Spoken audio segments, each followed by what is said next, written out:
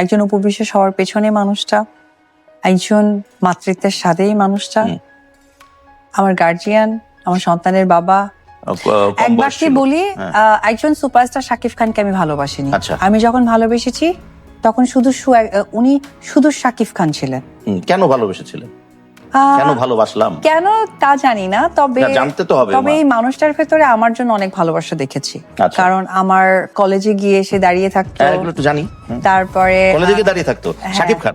হ্যাঁ, আমি সানগ্লাস টুপি পরে। হ্যাঁ, তার একটা অ্যালোরিং আলা গাড়ি ছিল, এটা সেও জানে।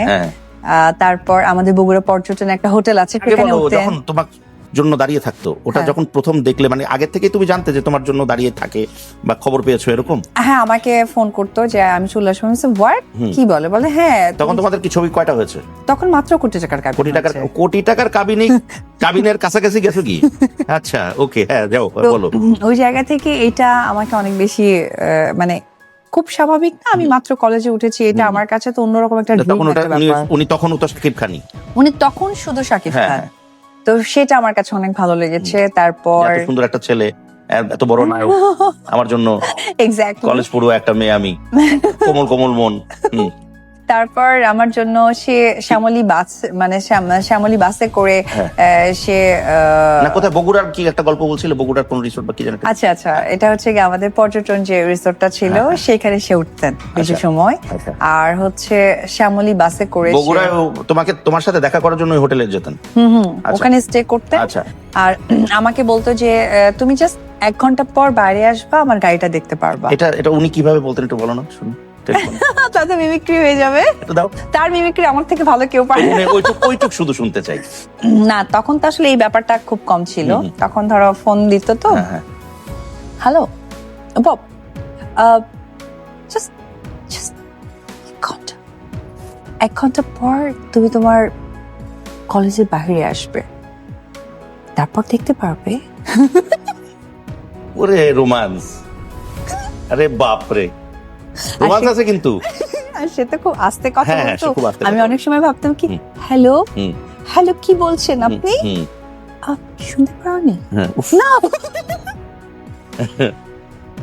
তুমি নিশ্চয়ই শুনেছিলে, আর একটু শুনতে চাচ্ছি না। আমি তো ভয়ে শুনতে পারতাম না দাদা, অনেক সময় ভয়ে আমার কান বন্ধ হয়ে যেত, মানে আমি এমন করে আরেকটা কানে দিতাম। আই ডোন্ট নো এটা আমার কি একটা ব্যাপার, আমি অনেক ভয় পেলে আমার একটা কান বন্ধ হয়ে যায়।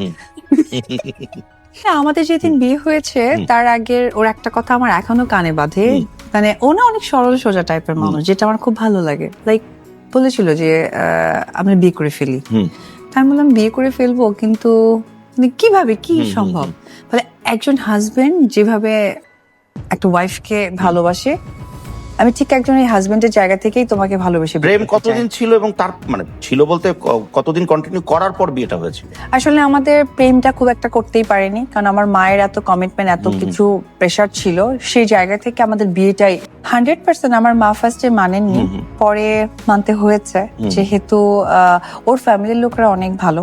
আমার শ্বশুর শাশুড়ি যারা আছেন। ভাই মানিয়েছেন তোমার মা, মানে মাসিমাকে কিছু বলেছিলেন? আসলে ও এত সফট একটা মানুষ না, আমার মনে হয় যে তুমিও এটা স্কিপ করতে পারবা না। অনেকে অনেক রাগ দেখায় না, আজকে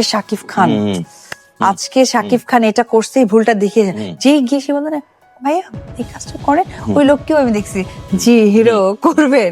তো আমার মাও সেম ব্যাপারটা ছিল যে অনেক কিছু করবে, বাট যখন মানে সাকিবকে দেখতেন বা কিছু করতেন, মা পাগল হয়ে যেত, ওকে কি খাওয়ানো যায়, কি করতে পারে। আমি মিরপুরে থাকতাম, মিরপুরে যে শাহালি মাজারটা আছে এবং ওইদিকে যে একটা রোড আছে, ওইখানে গিয়ে তার তখন একটা হেরিয়ার গাড়ি ছিল ব্ল্যাক কালার, সেই হেরিয়ার গাড়ির মধ্যে সে আমাকে কথা দিয়েছে এবং আমরা নেক্সট শুক্রবারে বিয়ে করে ফেলবো, তুমি রাজি কিনা?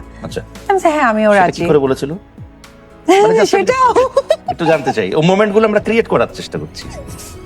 আসলে আমি একটু হয়ে যাচ্ছে। লাইক সে আসলো, আর আমাদের কমন একজন ভাই ছিলেন মামুন ভাই ছিলেন তার সাথে গাড়িতে। আর আমি ন্যাচারালি মাকে বললাম, মা আমার কিছু জিনিস কিনতে হবে, আমি একটু বাজারে যাব। তো ওই কথা বলে আমিও আমার গাড়ি নিয়ে বের হলাম। বের হয়ে ঠিক আমরা ওই যে আশুলিয়া রোডটা যে আছে, ওই রোডে আমরা দাঁড়ালাম, তার গাড়ি দাঁড় করানো, আমিও গেলাম যথারীতি আমার গাড়ি থেকে নেমে তার গাড়িতে উঠলাম, আর তার গাড়ি থেকে মামুন ভাই নেমে গিয়ে আমার গাড়িতে উঠলো। তারপরে সে তো খুব সফট কথা বলে, প্রথমে বললো যে আমরা বিয়ে করতে চাই। তার সে আমিও তো করতে চাই। তাই বললাম যে তুমি যে আমাকে বিয়ে করতে চাও, তুমি তো এখন অনেক বড় নায়ক হতে যাচ্ছ, নায়কের কাজ করছো, তুমি তো আমাকে প্রপার টাইমটা দিতে পারবা না, বা আসলে বিয়ে করার জিনিসটা ঠিক হবে কিনা। সে বললো যে অ্যাজ এ হাজবেন্ড একটা ওয়াইফকে যে সম্মানটা দেয় সেটাই আমি তোমাকে দিব, এবং সেটা স্বামী হিসেবে সেই সম্মানটা আমি পালন করার চেষ্টা করব। তুমি যদি রাজি হও তাহলে আমি নেক্সট ফ্রাইডেতেই করতে চাই। তাহলে আচ্ছা ঠিক আছে। তো আমাদের ওটা 2008 সালে 18 এপ্রিল আমাদের বিয়ে হয়েছে।